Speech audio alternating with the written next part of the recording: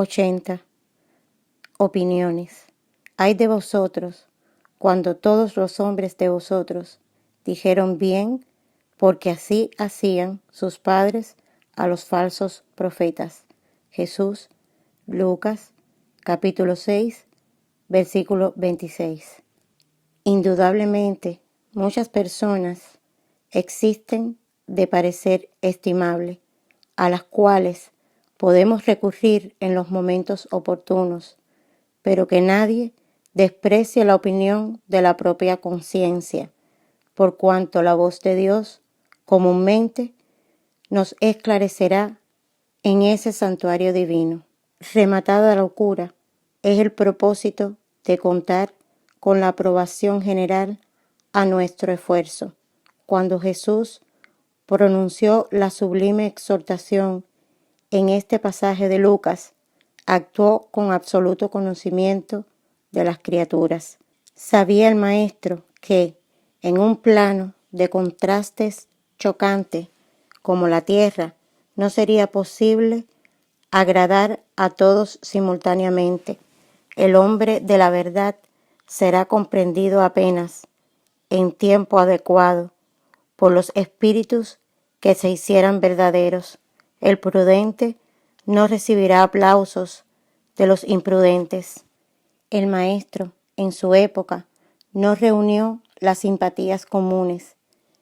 Si fue amado por criaturas sinceras y simples, sufrió impiadoso ataque de los convencionalistas. Para María de Magdalena era él el Salvador. Para Caifás, sin embargo, era el revolucionario peligroso. El tiempo fue la única fuerza de esclarecimiento general. Si te encuentras en servicio edificante, si tu conciencia te aprueba, ¿qué te importa las opiniones livianas o hipócritas? Cumple tu deber y camina. Examina el material de los ignorantes y calumniadores como provechosa advertencia y recuerda que no es posible conciliar el deber con la liviandad, ni la verdad con la mentira. 81. Autoridades humanas. Respetad a toda autoridad humana por amor al Señor. Pedro, capítulo 2, versículo 13. Ciertos temperamentos impulsivos, aproximándose a las lecciones de Cristo, presumen en el Evangelio un tratado de principios destructores del orden existente en el mundo. Hay quien imagina en el Maestro un anarquista vigoroso, inflamado de cólera sublime. Pero Jesús nunca será el patrón del desorden. La novedad que transborda del Evangelio no aconseja al espíritu más humillado de la tierra la adopción de armas contra hermanos, sino que se humilla aún más tomando la cruz a ejemplo del Salvador. Claro está que la buena nueva no enseña a arrodillarse ante la tiranía insolente. Entre tanto, pide respeto a las ordenaciones humanas por amor al Maestro Divino. Si el detentor de la autoridad exige más de lo que le compete, se transforma en un déspota que el Señor corregirá a través de las circunstancias que le expresan los designios en el momento oportuno. Esta certeza es un factor más de tranquilidad para el siervo cristiano, que en hipótesis alguna debe quebrar el ritmo de la armonía. No te hagas, pues, indiferente a las autoridades en el trabajo en que te encuentras. Es posible que muchas veces no te correspondan a los deseos, mas recuerda que Jesús es la autoridad suprema en la tierra y no situaría el esfuerzo personal donde tu concurso fuese innecesario. Tienes algo de sagrado que hacer donde respiras en el día de hoy. Con expresiones de revuelta, tu actitud será negativa. Recuerda semejante verdad y respeta a las autoridades humanas por amor al Señor divino. 82. Leños secos. Porque si al madero verde hacen esto, ¿qué se hará al seco? Jesús. Lucas, capítulo 23, versículo 31. Jesús es la vida eterna, llena de savia divina, esparciendo ramas abundantes, perfumes consoladores y frutos sustanciosos entre los hombres. Y el mundo no le ofreció sino la cruz de la flagelación y la muerte infame. Desde milenios remotos es el Salvador, el puro por excelencia.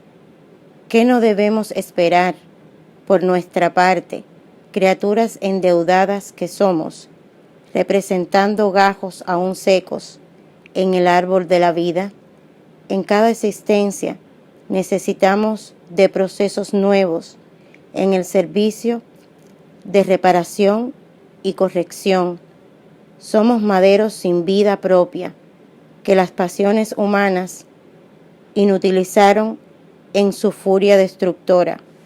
Los hombres de campo implantan injertos en los melocotoneros cuando sus frondas raquíticas no producen. El efecto es benéfico y compensador.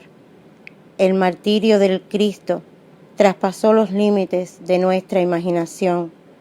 Como tronco sublime de la vida, sufrió por desear transmitirnos su savia fecunda.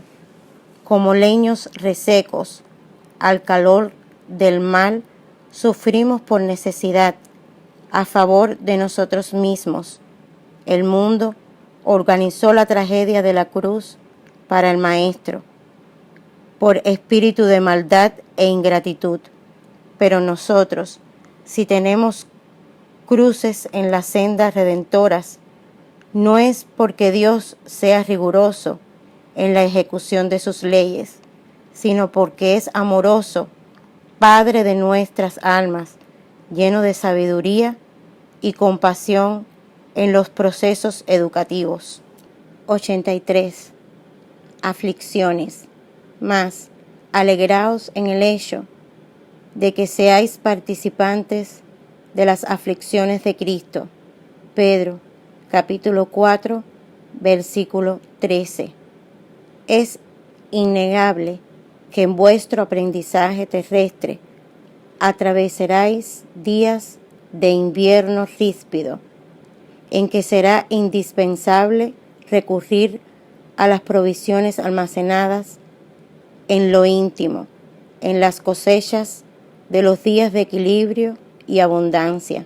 Contemplaréis el mundo en la desilusión de amigos muy amados, como templo en ruina, bajo los embates de cruel tormenta.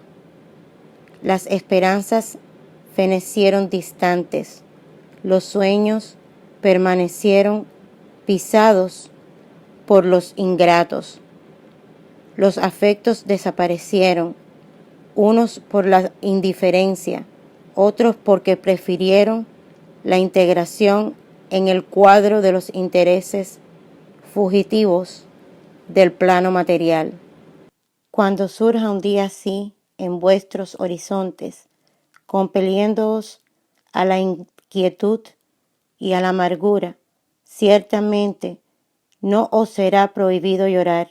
Entre tanto, es necesario no olvidaros de la divina compañía del Señor Jesús.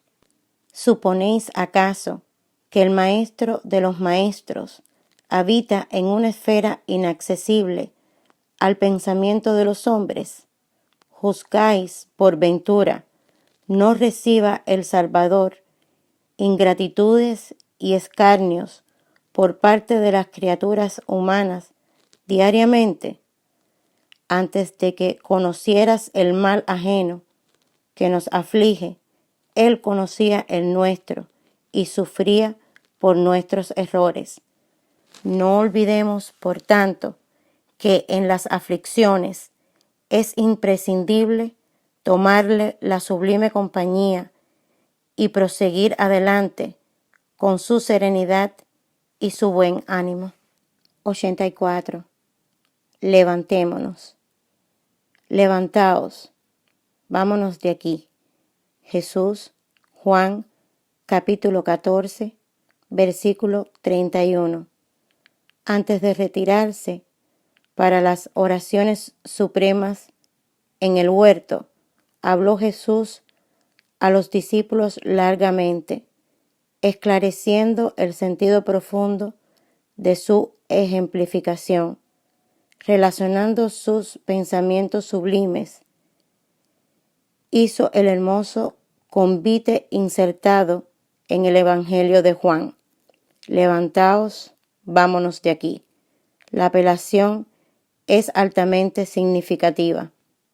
Al toque de erguirse, el hombre del mundo acostumbra buscar el movimiento de las victorias fáciles, lanzándose sediento a la lucha de supremacía o cambiando de domicilio, en la expectativa de efímera mejoría.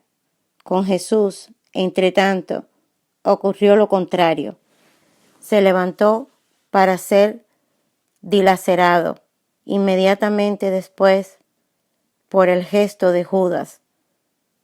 Se alejó del local en que se hallaba a fin de alcanzar, poco después, la flagelación y la muerte.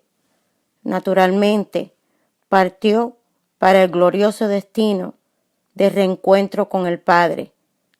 Mas necesitamos destacar las escalas del viaje. Se irguió y salió en busca de la gloria suprema. Las estaciones de su marcha son eminentemente educativas. Getsemaní, la cárcel, el perentorio, la vía dolorosa, el Calvario, la cruz, constituyeron puntos de observación muy interesantes, mayormente en la actualidad, que presenta innumerables cristianos aguardando la posibilidad del viaje sobre las almohadas de lujo del menor esfuerzo. 85. Testimonio. Le respondió Jesús: ¿dices eso por ti mismo, o fueron otros que lo dijeron de mí? Juan, capítulo 18, versículo 34. La pregunta de Cristo a Pilatos tiene significación más extensa. Comprendámosla aplicada a nuestras experiencias religiosas. Cuando consideramos en el Maestro la personalidad del Salvador, ¿por qué lo afirmamos? Estaremos actuando como discos fonográficos en la repetición pura y simple de las palabras oídas. Es necesario conocer el motivo por el cual atribuimos títulos amorosos y respetuosos al Señor. No basta repetir lecciones de los demás, sino que hay que vivir en esencia nuestra propia experiencia en la fidelidad al programa divino. Cuando alguien se refiere nominalmente a un hombre, ese hombre puede indagar en cuanto a los orígenes de la referencia. Jesús no es símbolo legendario, es un maestro vivo. Las preocupaciones superficiales del mundo llegan, educan el espíritu y pasan, mas la experiencia religiosa permanece. En ese capítulo, por tanto, es lógico recurramos sistemáticamente a los patrimonios ajenos, Es útil a todo aprendiz testificar de sí mismo, iluminar el corazón con las enseñanzas de Cristo, observarle la excelsa influencia en los días tranquilos y en los tormentosos. Reconozcamos, pues, la actitud loable en el esfuerzo del hombre que se inspira en la ejemplificación de los discípulos fieles.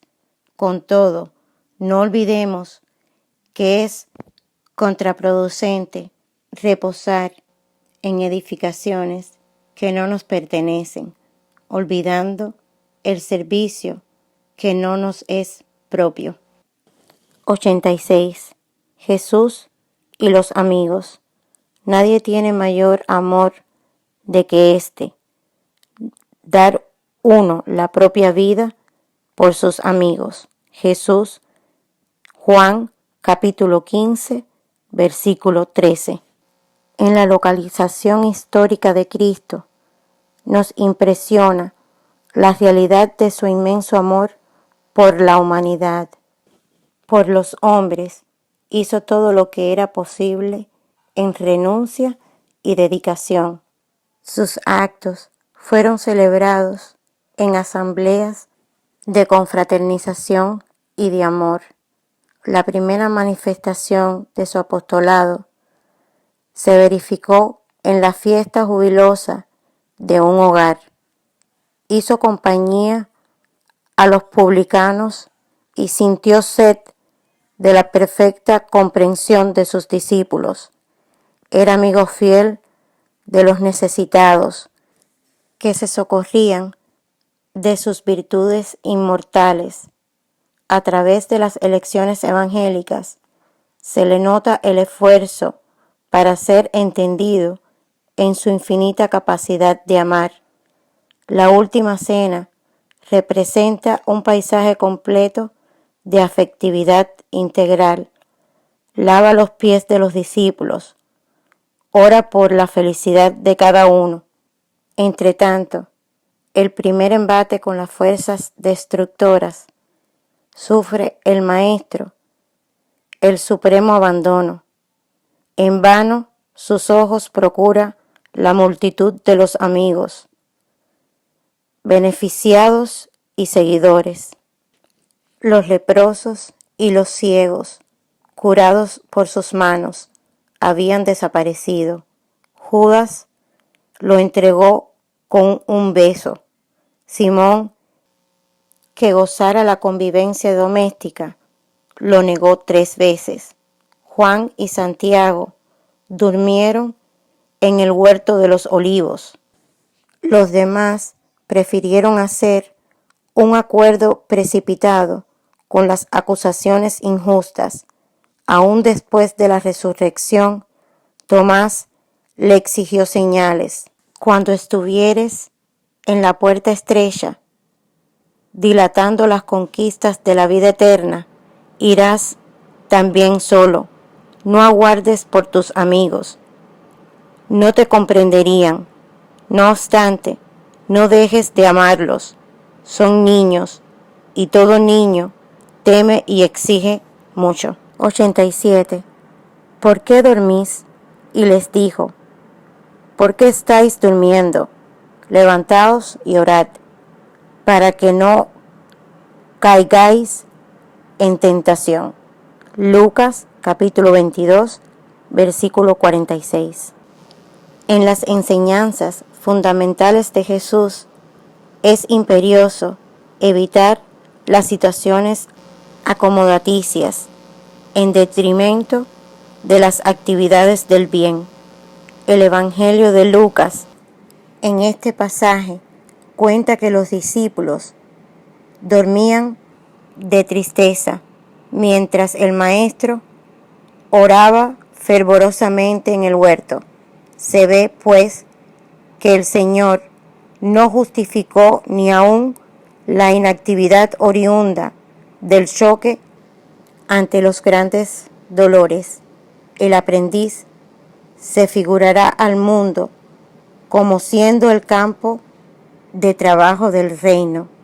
donde se esforzará, diligente y vigilante, comprendiendo que Cristo consigue el servicio redentor para el rescate total de las criaturas. Recordando la oración de Getsemaní, somos obligados a recordar que innumerables comunidades de bases cristianas permanecen durmiendo en las convivencias personales, en los mezquinos intereses y en las vanidades efímeras. Hablan de Cristo, se refieren a su eterna ejemplificación, como si fuesen sonámbulos, inconscientes de lo que dicen y de lo que hacen, para despertar tan solo en el instante de la muerte corporal, en sollozos tardíos. Escuchemos la interrogación del Salvador y busquemos la edificación y el trabajo, donde no existen espacios vacíos para lo que sea inútil y ruinoso a la conciencia. En cuanto a ti, que aún te encuentras en la carne, no duermas en espíritu, desatendiendo los intereses del Redentor. Levántate y esfuérzate, porque es en el sueño del alma que se encuentran las más peligrosas tentativas, a través de pesadillas o fantasías. 88. Velar con Jesús. Y volviendo hacia sus discípulos, los encontró adormecidos, y le dijo a Pedro: entonces, ¿ni una hora pudisteis velar conmigo? Mateo, capítulo 26, versículo 40. Jesús vino a la tierra a despertar a los hombres para la vida mayor. Es interesante recordar, sin embargo, que, sintiendo la necesidad de alguien para acompañarlo en el supremo testimonio, no invitó a seguidores tímidos o beneficiados de la víspera, y sí a los discípulos consistentes de sus propias obligaciones. Entretanto, estos mismos durmieron, intensificando la soledad del divino enviado. Es indispensable que rememoremos el texto evangélico para considerar que el Maestro continúa un esfuerzo incesante y prosigue convocando cooperadores devotos a la colaboración necesaria. Claro que no confía tareas de importancia fundamental a espíritus sin experiencia o a los ignorantes, mas es imperioso reconocer el reducido número de aquellos que no adormecen en el mundo, mientras Jesús aguarda resultados de la incumbencia que les fue encomendada, olvidando el mandato de que son portadores, se inquietan por la ejecución de sus propios deseos, pues tienen muy en cuenta los escasos días que el cuerpo físico les ofrece. Se olvidan de que la vida es la eternidad y que la existencia terrestre no pasa simbólicamente de una hora. En vista de eso, al despertar en la realidad espiritual, los obreros distraídos lloran bajo el látigo de la inconsciencia y anhelan por el reencuentro con la paz del Salvador, mas les resuena en los oídos las palabras dirigidas a Pedro: entonces, ni por una hora pudisteis velar conmigo. Y en verdad, si aún no podemos permanecer con Cristo al menos una hora, ¿cómo pretender la divina unión hacia la eternidad? 89. El fracaso de Pedro. Y Pedro lo siguió de lejos hacia el patio del sumo sacerdote, y entretanto se sentó entre los criados para ver el fin. Mateo, capítulo 26, versículo 58. El fracaso, como cualquier éxito, tiene sus causas positivas. La negación de Pedro siempre constituye asunto de palpitante interés en las comunidades del cristianismo. Se encuadraría la caída moral del generoso amigo del Maestro en un plano de fatalidad. ¿Por qué se negaría Simón a cooperar con el Señor en minutos tan difíciles? Útil en ese particular es el examen de su falta de vigilancia. El fracaso del amoroso pescador reside ahí exactamente, en la desatención para con las advertencias recibidas. Gran número de discípulos modernos participan en las mismas negaciones, en razón de continuar desatendiendo. Informa el Evangelio que en aquella hora de trabajos supremos, Simón Pedro seguía al Maestro de lejos, quedó en el patio del supremo sacerdote y se sentó entre los criados de éste para ver el fin.